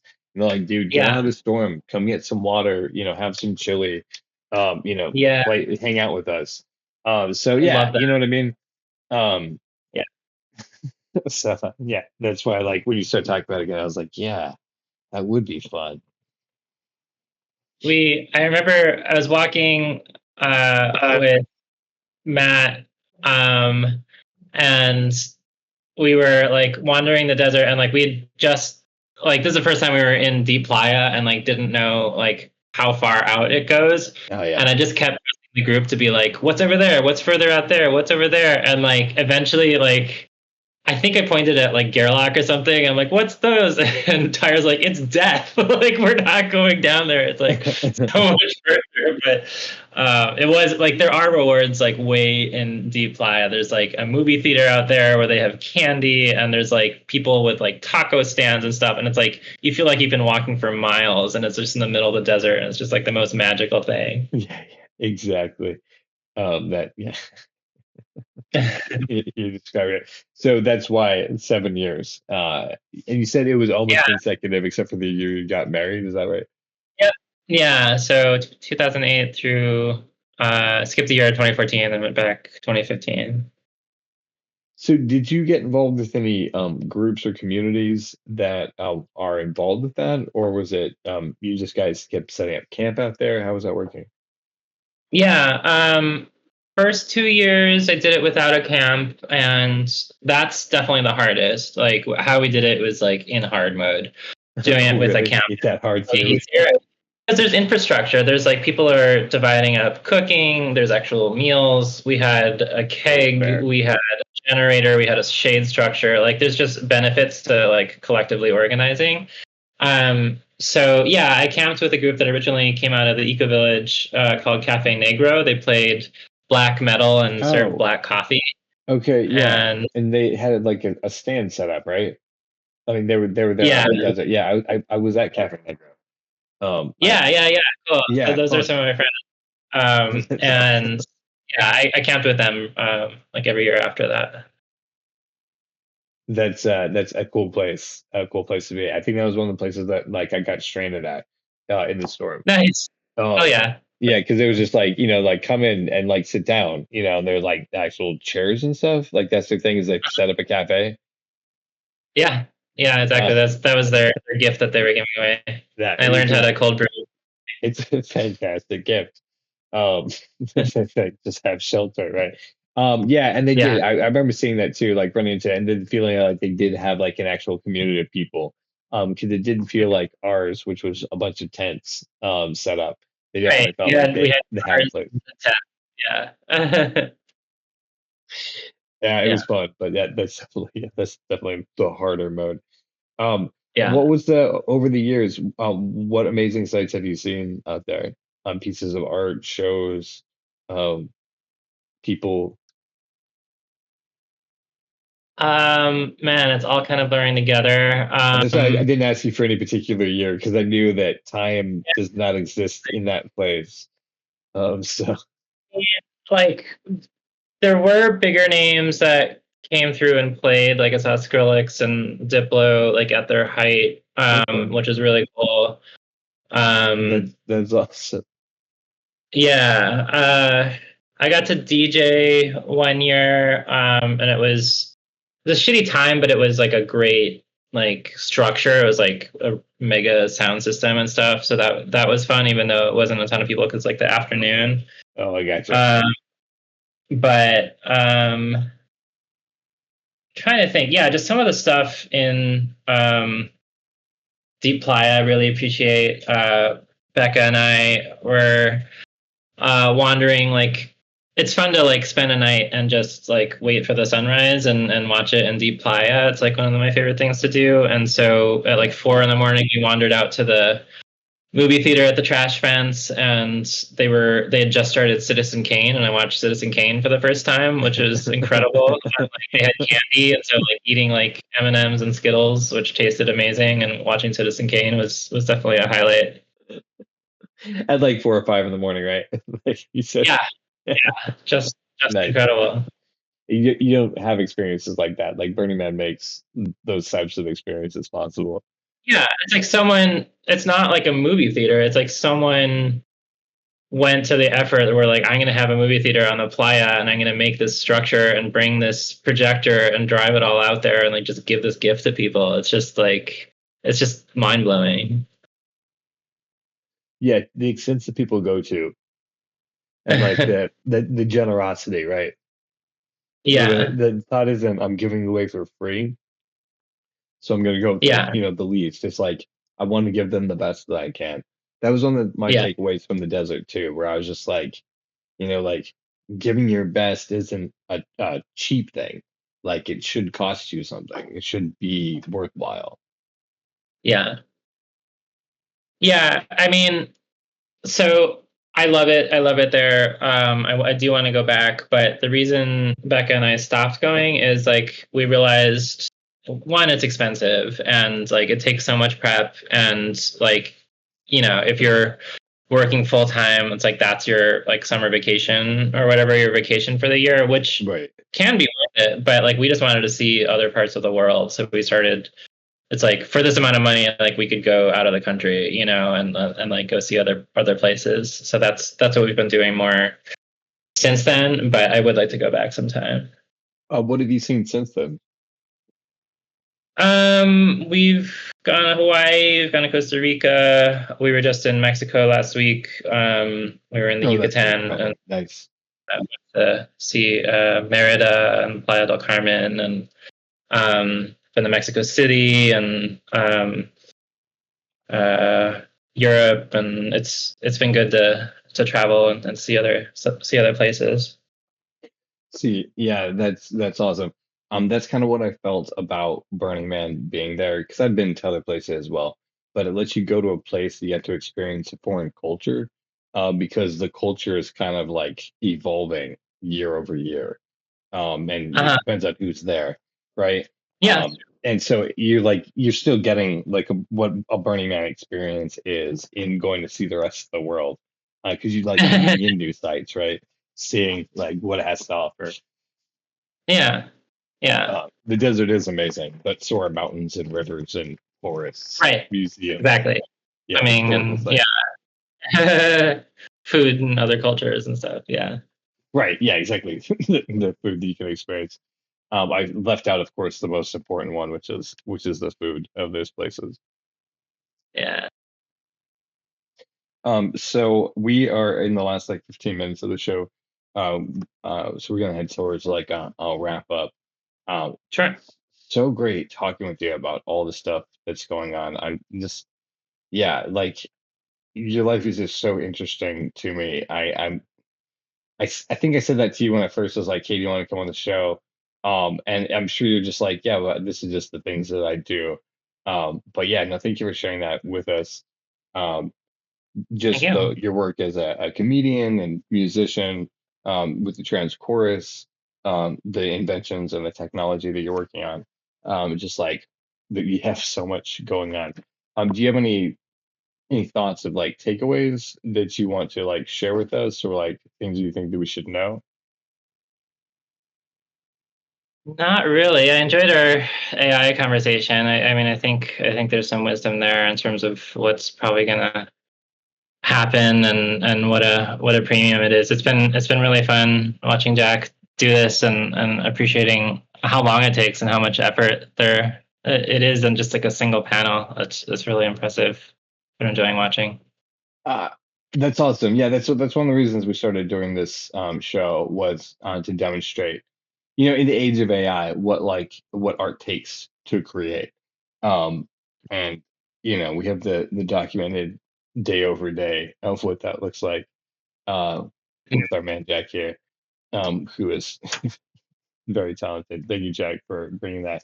You did come on a good episode. Way too kind. The bringing of the color to this panel. So Jack, yeah. are you using a tablet, or how are you doing that? Yeah, I have a Wacom. You can kind of see it here. The wire doesn't make it that flexible, but yeah, it's a Wacom tablet, and I've had different versions of it. I have a broken one right here from 2008. No, so You can see that it's like well. Oh, you wow. can't because of the but it's like well. You can kind of see how well. Yeah, you've like worn it is. that panel down from drawing. Yeah, I've been drawing all my life. My father, who recently passed from bone cancer, may he rest in peace, was an illustrator. Thank you, and he taught me, and I luckily had an aptitude for it. But it took me a long time to learn how to draw, but I really wanted to learn, and it definitely helped me, because I've talked on the podcast before where I had panic attacks when I was going through puberty, and art was the thing that I felt like really saved me. Cool. And yeah, I've never really been able to turn it into a true like moneymaker, but it just brings me a lot of joy.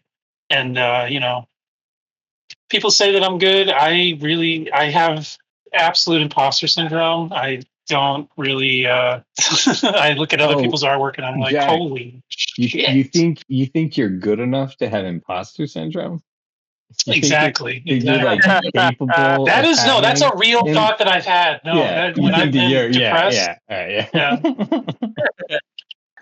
It's really impressive. Yeah. So what are the different steps? So like I know sometimes like a colorist is separate, but it looks like you do it all. But so it's like first it's what? Outlines, and then you ink the edges, and then you do color. Yeah. Is there another step, or? So it begins with shapes. I think the way that most people learn how to draw is with simple shapes. I'll show you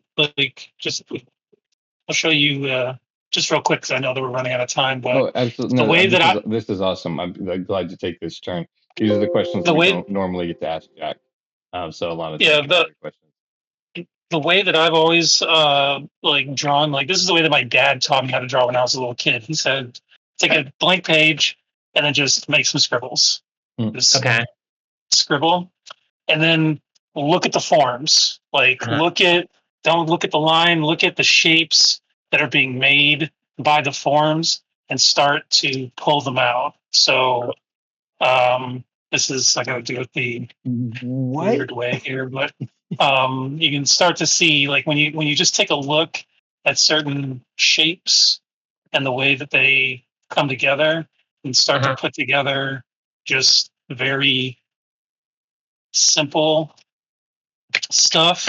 And then from that, you can build, something that's like way more complex. Did not mean to make that.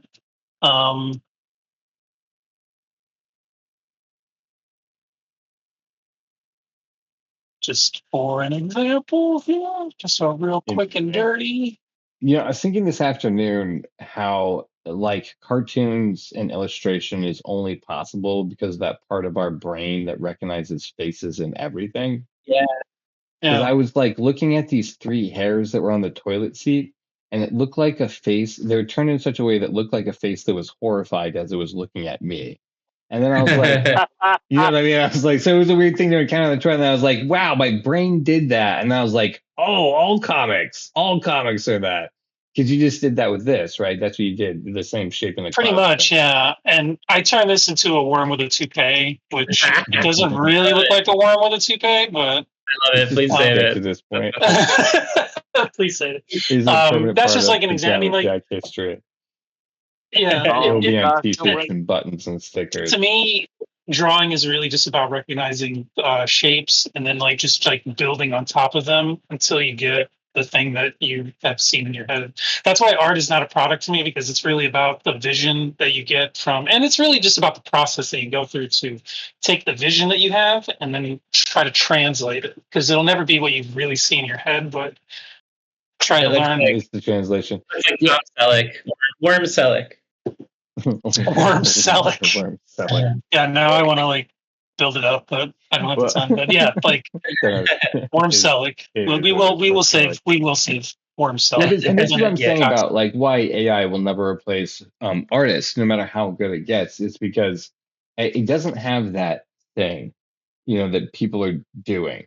And even if it does have that thing, like it does, if we get like a perfect mimic of human mind, and it can do the same creative leaps that we do and see the faces and perfectly, right?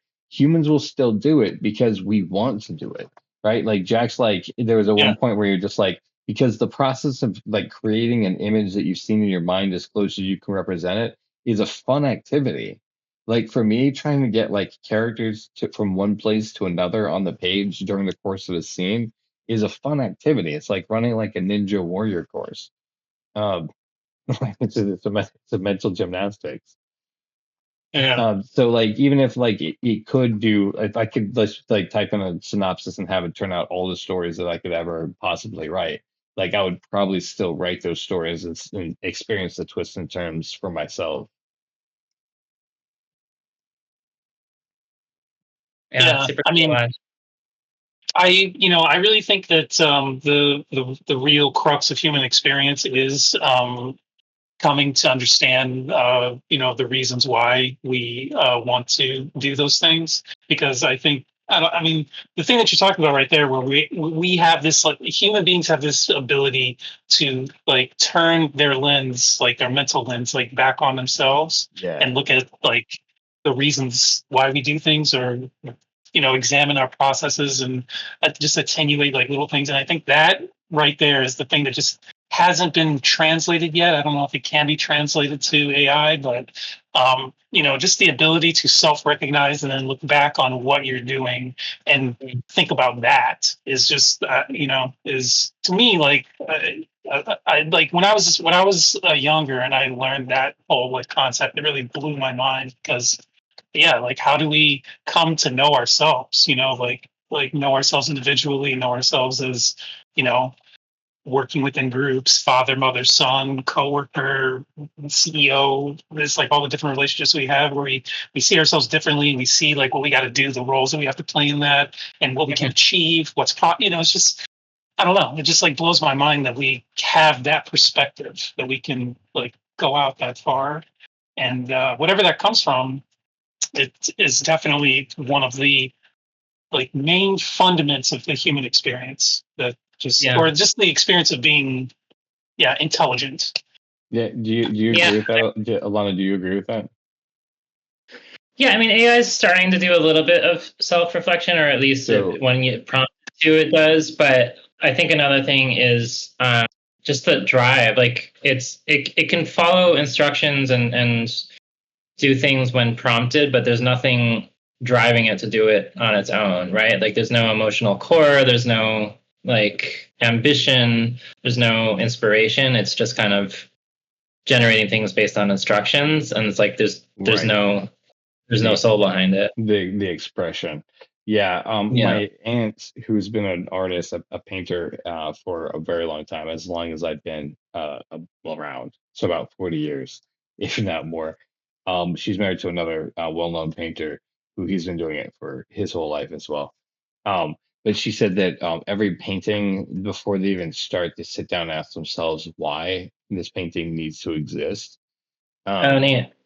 Right, because just like you shouldn't be creating art without there being a why. Otherwise, it has no perspective or has no reason expression. And like just from a seasoned artist, I was like, that's really a good thought. Like I appreciate that. And that's the thing that an AI will never have. I think that humans instinctively do that. Like Kurt Cobain's writing songs, even in his heroin haze, to express like the pain that he's feeling, right? And that that's why Nirvana, you can hear it in his lyrics and the way that he's singing those songs. So it's just and like a robot can imitate the notes and even the tones that he's doing, but not the reason why. Right. I don't know why Kurt Cobain was a great example in my mind, but here we are, podcasts. Kurt Cobain had a tumultuous inner life. Blasting. His inner life, his inner mental life was extremely interesting, extremely tumultuous. And that's the thing. Like, we have an inner life. Like AI, it's questionable whether they do or not.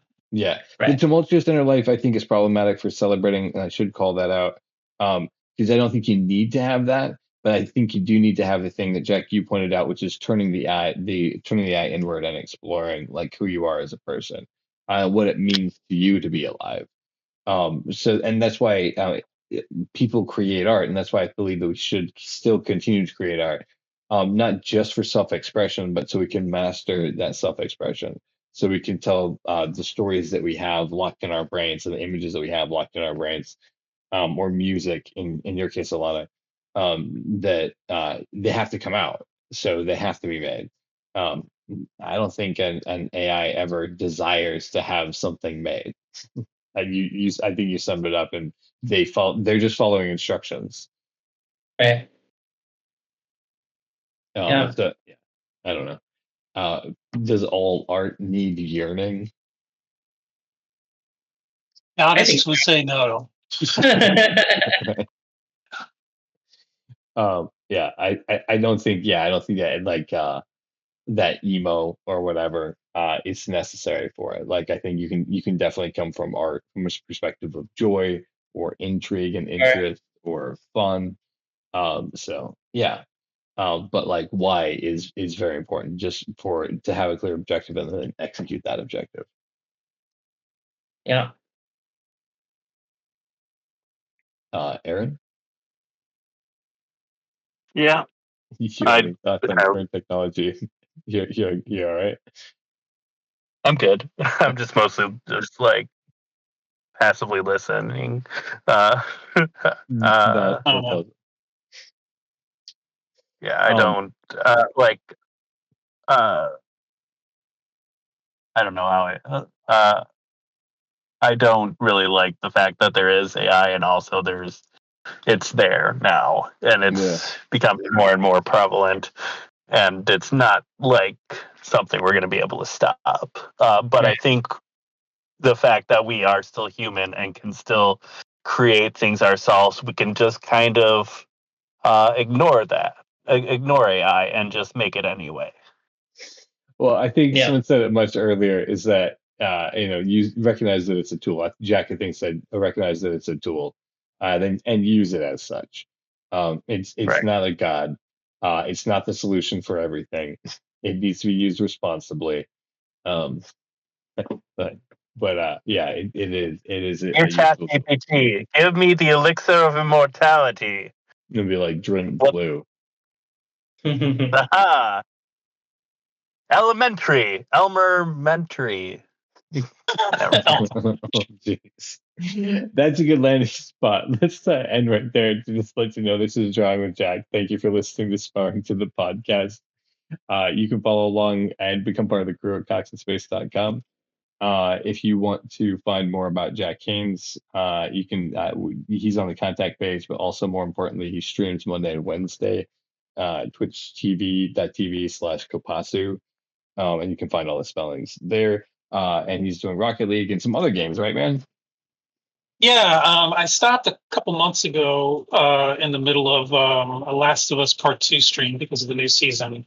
So I need to finish. That. Sweet. I'm going to be playing that soon. And I played Tekken 8 last night with a friend of mine. Nice. And I won a 1st to 5. I won. Cool.